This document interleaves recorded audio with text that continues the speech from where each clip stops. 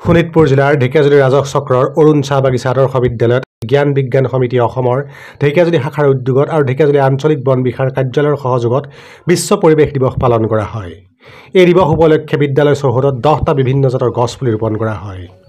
ঢেকিয়াজুলি আঞ্চলিক বন বিষয়াৰ কাৰ্যালয়ৰ জ্যেষ্ঠ বনকৰ্মী কোষেশ্বৰ ভূঞাই গছ পুলি ৰোপণ কাৰ্যসূচী মুকলি কৰে। এই দিৱসৰ লগত সংগতি ৰাখি এখন সজাগতা সভা অনুষ্ঠিত কৰা হয়।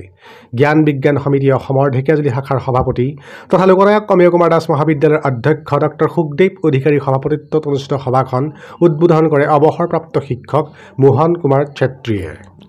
উদ্বোধনী ভাষণত তেওঁ কয়, গছ-গছনি অবিহনে মানৱ জাতি সুৰক্ষিত নহয়।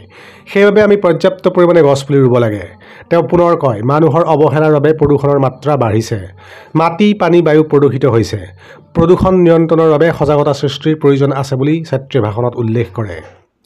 জ্ঞান বিজ্ঞান সমিতিৰ ঢেকিয়াজুলি শাখাৰ সচিব নাৰায়ণ ফুৱালে আধৰা সভাখনত ভাৰপ্ৰাপ্ত বন বিষয়া নেত্ৰজ্যোতি গায়ন আৰু অৰুণ চাহ বাগিচা আদৰ্শ বিদ্যালয়ৰ অধ্যক্ষ গণেশ শৰ্মা, অৱসৰপ্ৰাপ্ত শিক্ষক মাথুৰাম গৌৰ, গোপাল মিশ্ৰ, জ্ঞান বিজ্ঞান সমিতিৰ ঢেকিয়াজুলি শাখাৰ কাৰ্যকৰী সভাপতি দেৱীপ্ৰসাদ অধিকাৰী, সমাজ সেৱিকা কুমি গোৱালা আদিয়ে ভাষণ দিয়ে।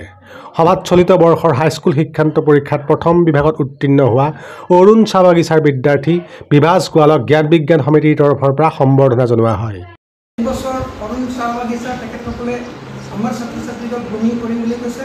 এই হিচাপতে 3 বছৰ তেখেতসকলক যদি আমাক আপোনালোকৰ ফালেদি চাইণ্টিফিক এক্টিভিটিত ইনভলভ কৰিবৰ কাৰণে আমাক যদি সুবিধা কৰি দিয়ে আমি নতুন সুখী হ'ম। কাৰণ কিয় গছ-গছনি ৰুব লাগে।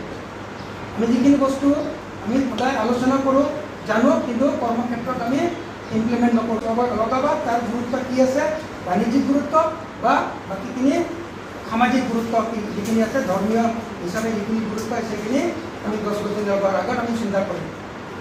ফল মূলৰ পৰা ঔষধি গছৰ পৰা আৰম্ভ কৰিম। মই পুনৰবাৰ আজিৰ তাৰিখত আপোনালোক সকলো লোকে গছ যদি আমি এডাল আমাৰ কিবা প্ৰয়োজনত বা আমাৰ বিপদৰ কাৰণে আমি কাটিব লগা হয়, তাৰ ফলতে আমি দুডালকৈ মিনিমাম দুডালকৈ আমি গছ পুলি ৰুই আমি পৰিৱেশক আমি সুস্থ কৰি ৰখাত অৰিহণা যোগাম। এই আহ্বান জনাই মই গতিকে বুঝে গেল সামনে के दिन में এই যে পপিতা তাৰপিছত আঠিয়া কল এইবিলাক য'তে ত'তে হৈছিলে, আমি নাখাইছিলোঁ আৰু কি হৈছিলে সেইবিলাক চৰাই চিৰিকটিয়ে খাইছিল। এতিয়া ছাৰে কৈছে যে আমি এইবিলাক মানে বাণিজ্যিক লেভেলত ল'ব ৰাজ্যৰ পৰা আমাক সহায় কৰিছে বা তেওঁলোকে আমাক সহযোগ আগবঢ়াইছে।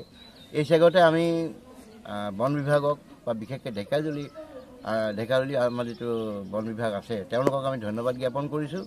আৰু আজিৰ দিনটোত আমি আজি এটা ভাল লাগিছে যে ছাত্ৰ ছাত্ৰীসকলে, বিশেষকৈ বাগিচাৰ ছাত্ৰ ছাত্ৰীসকল, অভিভাৱকসকল, শিক্ষক শিক্ষয়িত্ৰীসকলে এটা নতুন ধৰণে বা নতুন উদ্যমেৰে হয়তো অনাগত দিনত প্ৰাকৃতিক ভাৰসাম্য ৰক্ষাৰ কাৰণে, প্ৰকৃতিৰ সংৰক্ষণ আৰু সংবৰ্ধনৰ কাৰণে নিজকে আত্মনিয়োগ কৰিব, এই আশা ৰাখিছোঁ। আমি যদি অসমৰ যদি মানে আমাৰ জগতগুৰু বুলি যদি কওঁ, মহাপুৰুষ শংকৰদেৱে বৰ ধুনীয়া কথাই কৈ গৈছে যে মানে যত জীৱ জংগম কীট পতংগম। এখন যদি সমাজ চলি থাকিব লাগে, অকল মানুহকেইটা থাকিলেই নহ'ব, তাৰ লগত প্ৰকৃতি লাগিব। কীট পতংগকে প্ৰমুখ্য কৰি সকলো ধৰণৰ যাৰ জীয়াই থকাৰ অধিকাৰ আছে, প্ৰাণী বুলি ক'লে আমি যাক বুজোঁ, সেইসকল জীয়াই থাকিব লাগিব।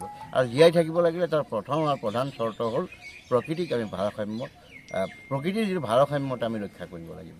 যধে মধে গছ কটা অথবা যিকোনো অপ্ৰয়োজনীয় গছ লগাই এটা মাটিৰ উৰ্বৰা শক্তি নষ্ট কৰা, এইবিলাকৰ পৰা কিন্তু আমি অকণমান আঁতৰত থাকিব লাগিব। তেওঁলোকক বিজ্ঞানসন্মতভাৱে সময় সাপেক্ষ ঔষধি গছেই হওক বা প্ৰাকৃতিক শোভাবৰ্ধনৰ গছেই হওক অথবা স্বাস্থ্যজনিত কাৰণতে হওক বা বাণিজ্যিক কাৰণতে হওক, সকলোখিনি গছ সংৰক্ষণ কৰা এটা ধাৰা আজিৰ পৰা আৰম্ভ হ'ব বুলি আমি ধাৰণা কৰিব পাৰোঁ। ৭২ চনৰ পৰা ৰাষ্ট্ৰসংঘৰ যোগেদি এইবিলাক কাম হৈ আহিছে।